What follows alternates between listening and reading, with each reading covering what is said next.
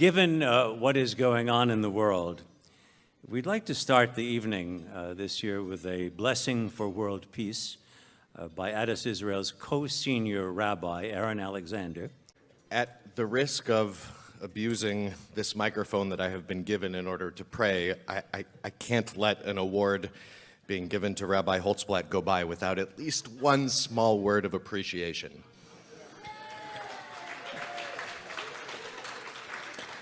And in this way, I'll speak for both Cantor Brown and myself. Our beating heart, the thing that makes this institution tick in the way that so many of you understand it to tick, is because of Rabbi Holtzblatt and not anything else. It is important for you to know that while she has opened up her heart over and over and over and over again, and prodigious intellect, to all of you holding this community, she does that for Team Addis as well. You are in line behind us in terms of being in the space of Rabbi Holtzblatt, and my rabbinate, without a doubt, has been more impacted by my 8 years here serving at her side than anything else. And so there is a lot of power in that heart, and I am always, always grateful to see it recognized in this way. So thank you.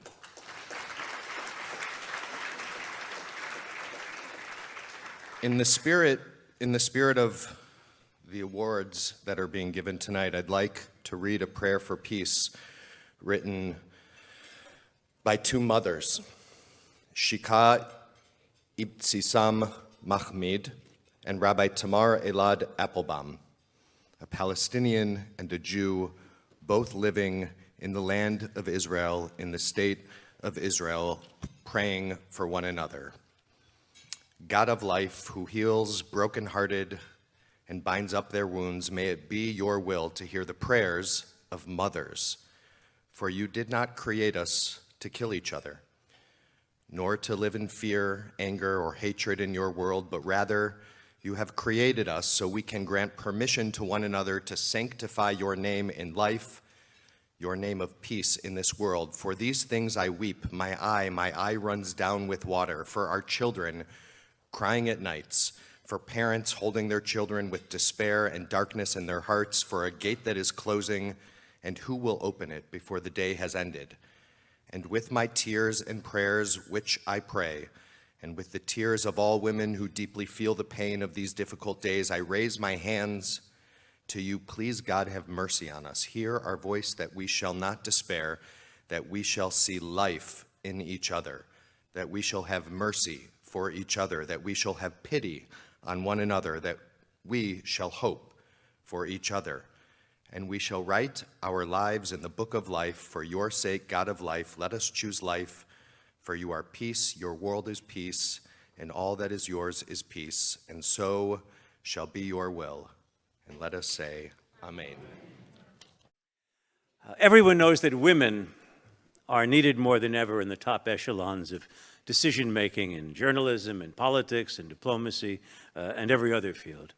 And to help recognize those who are blazing trails, Moment established an award in 2017. Last year, it was given to Oksana Markarova, Ukraine's ambassador to the U.S. She was the first recipient of the Women in Power Award. The Jewish world also needs more women leaders, and tonight we're delighted to honor one of them. Rabbi Lauren Holtzblatt is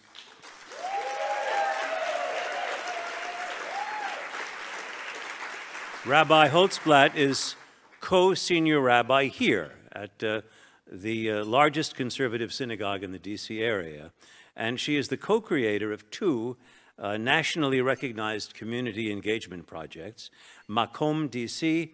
and the Jewish Mindfulness Center of Washington. She gained national recognition when she officiated at the funeral of Supreme Court Justice Ruth Bader Ginsburg.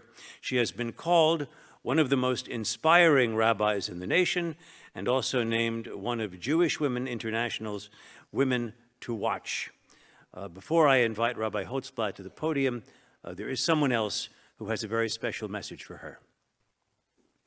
Hi, everyone. Second gentleman, Doug Emhoff here. I want to congratulate my good friend, Rabbi Lauren Holtzblatt, on receiving Moment Magazine's 2023 Woman and Power Award. This award pays tribute to women who use their power for good, who speak up in the face of injustice and fight for the rights of everyone. And I can't think of a more deserving recipient. Rabbi Holtzblatt, the Vice President, and I have had the honor and the pleasure of building a close and meaningful relationship with you over these past few years. We've spent time together at Temple, where we've attended your services and where I've spoken too. We've tuned in to watch you, and you've also spoken at our home. And we've kept in close touch all throughout. Your guidance and example have been a driving force for my role as second gentleman. And it's helped me find my own voice on combating anti-Semitism and hate. I'm also grateful for your steady leadership and counsel in these times of adversity. The past several weeks have been marked by violence, pain, and uncertainty, but you have been steadfast in your empathy, understanding, and willingness to listen. The work you're doing will create a brighter future for us all, in Jewish communities and beyond. You're an incredible leader, and I'm honored to call you my friend. Congratulations. Rabbi Holtzblatt, please come up and accept your award.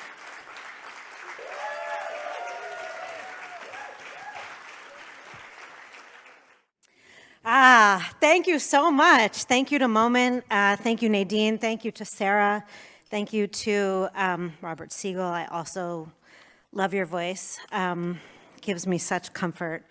Thank you to the second gentleman. That was a fun treat. And thank you to my co-senior rabbi, Aaron Alexander.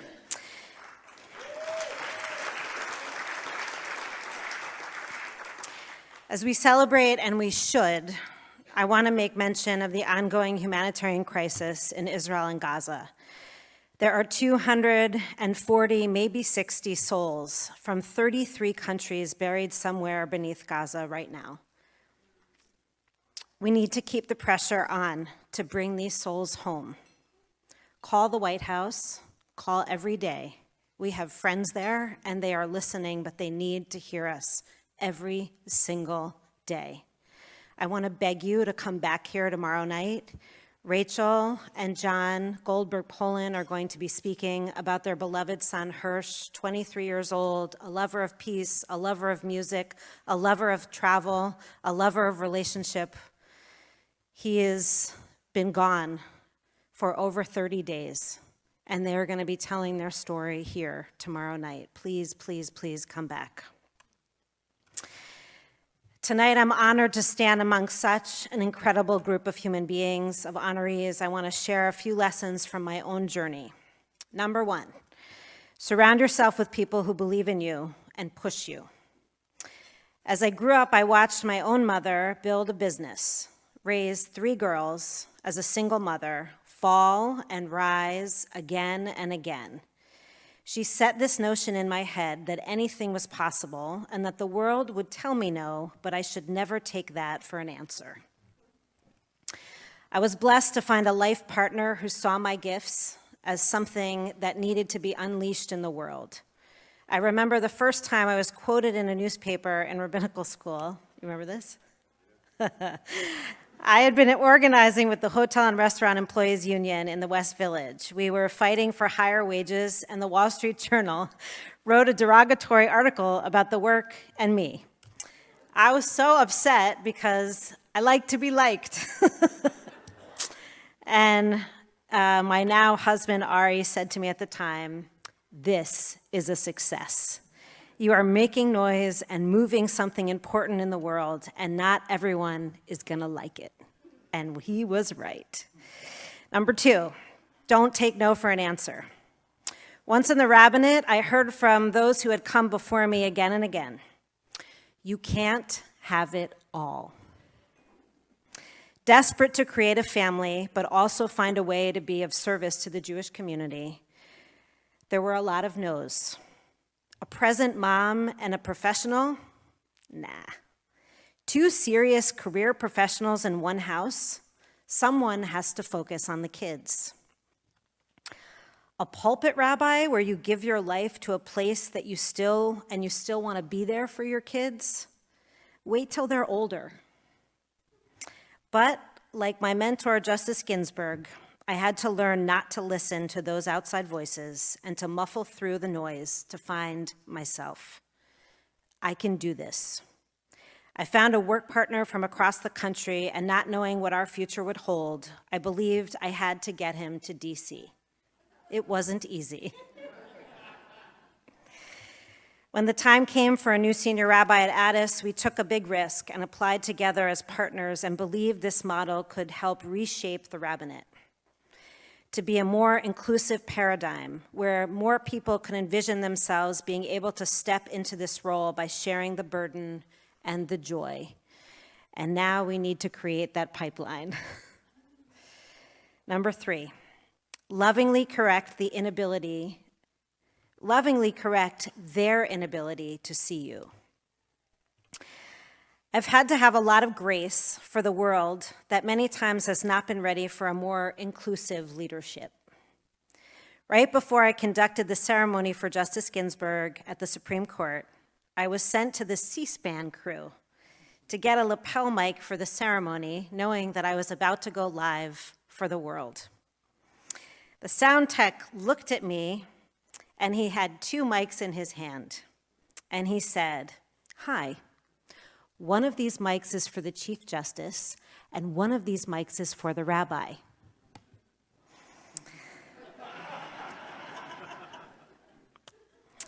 So having been in the position to reshape an image many times before in my life, I smiled. I turned my head so lovingly, and I said, "You're looking at the rabbi."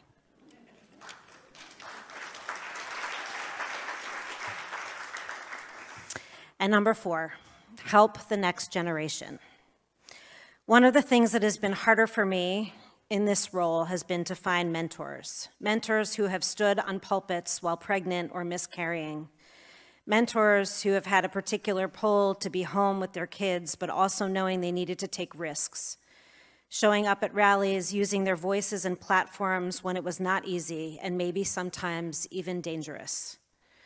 I have been blessed beyond words, with colleagues who are doing this with me at the same time, where we can lean on each other and push each other and sometimes even give each other permission to sit one out.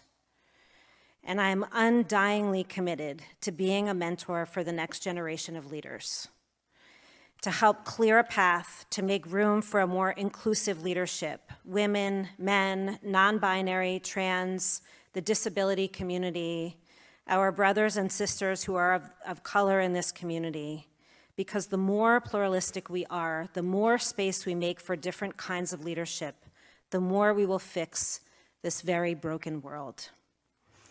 I want to thank you all so much for being here tonight, for coming back tomorrow night, and for standing together in this very dark world to bring more humanity, more love, and more light.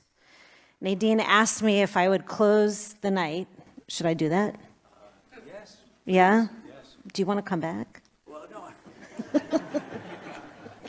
Should I not do that? No, yes, I don't but need no. to do it. Yes, no, we were wondering if you would Sing. sing what we heard earlier from Cantor Brown, which was Olam Chesed Ibaneh.